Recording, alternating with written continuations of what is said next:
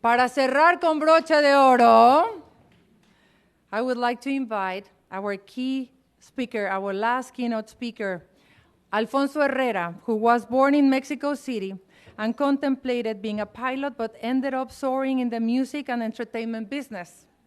Alfonso Herrera is one of the most important Latin American talents, and in 2020, he was appointed as a Goodwill Ambassador for UNHCR, the UN Refugee Agency. As an actor, Alfonso chooses memorable characters that challenge him, as well as stories that can transcend on theater, television, or film. Recently, Alfonso played Javier Elizondo in the 4th and final season of Netflix Ozark, and he's currently filming Ozark. I got excited, sorry. Ozark. Give me a break. I've been doing all day. Come on. He's been currently filming Zack Snyder on Zack Snyder's new project, Rebel Moon. Alfonso Herrera wrote the preface of the book Hispanic Star Rising, Volume 3, in which many people in the audience appear. Ladies and gentlemen, please welcome on stage to our Hispanic Leadership Summit 2022, Alfonso Herrera.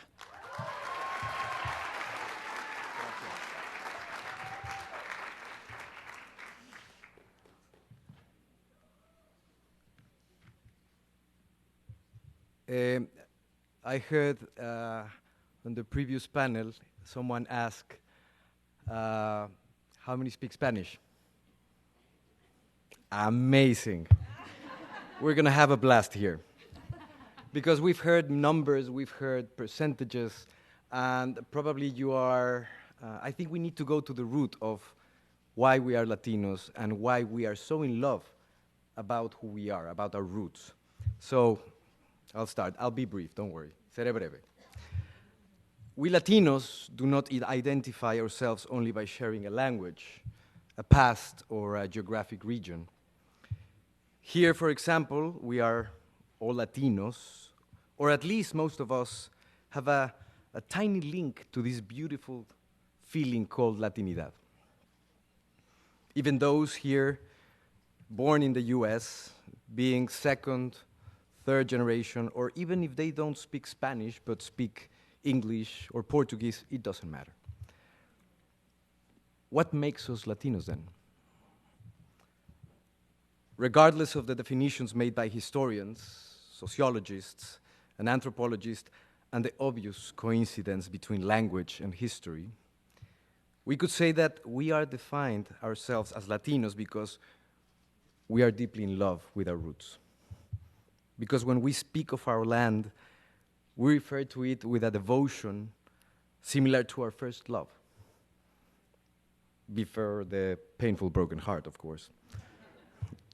We love our food. We love our music. We love the warmth of our people.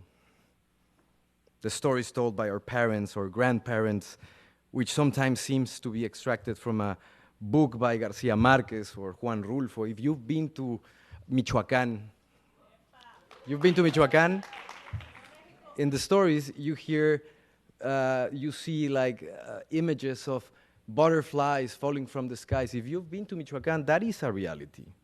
If you've been to Fortín de las Flores in Veracruz, there are actually carpets of flowers. That is our reality. Not long ago, Guillermo del Toro was asked how he was able to dissect human darkness and capture it so precisely in his films, and at the same time be a happy person, a joyful person. And he answered without hesitation, because I'm Mexican. And Mexicans love life and laugh at death like no one else in this planet. There is so much natural wisdom in laughing at our own misfortune. Or not. But at least we suffer less, which is a wise thing. We love our forests, we love our natural resources, and we love our friends. We love our bad words.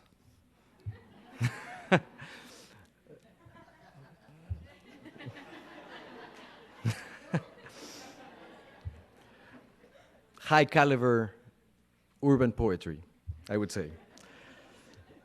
We are Latinos because regardless of our country of origin, we identify as people who work, who do not know how to give up, who support each other, who excel their roots, and who understand that by embracing hard work and sacrifice, you can also be happy.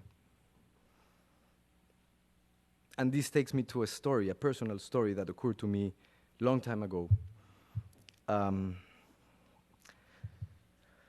remember perfectly when I was 9 years old.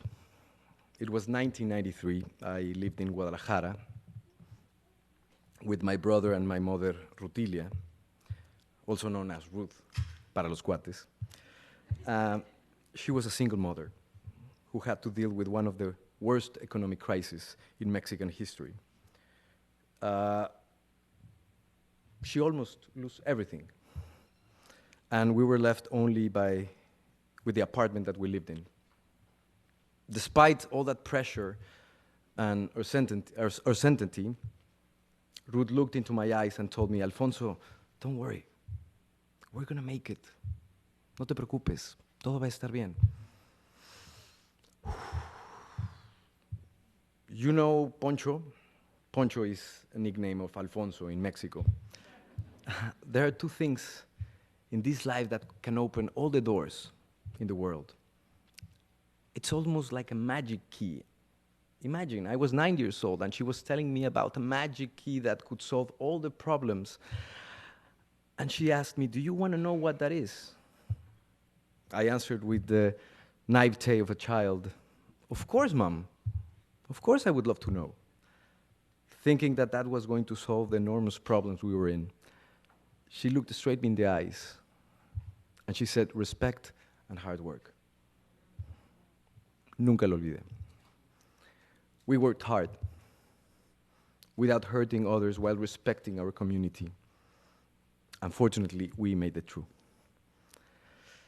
As I have already mentioned, we love being Latinos, and inevitably, like our first love, as I already said, we are heartbroken and hurt by disloyalty of some politicians, corruption, injustice, and inequality. Some of the factors that have forced many to leave everything behind and search for a better life. And what happens when these paisanos, these people from Colombia, from Venezuela, they leave their countries of origin? ¿Qué pasa?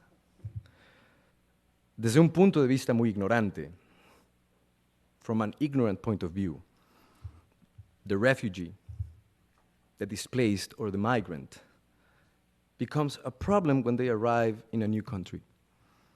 They become a neighbor that bothers with their food, with their music, traditions, but they never represented a problem when they were working relentlessly for 16 hours a day, or when they worked in the fields in very similar conditions enslaved people had. Thousands of Latinos have been opening spaces in this country in favor for this community. Doctors, legislators, scientists, athletes, chefs, cooks, farmers, soldiers, musicians, actors. The list is endless. What we must highlight is that we need to step away from ignorance. We need to step away from fear, from ignorance, because in a certain way we've been hurt as a community because of that ignorance. Today, more than ever, Latinos, especially those of us who have a voice in the United States, must speak up, must speak loud, y de manera inteligente, in honor of those who paved the way for us to be here. Aprovechando el Mundial.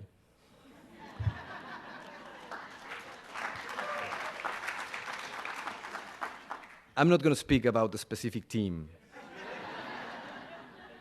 Have you heard from Eduardo Galeano? Okay.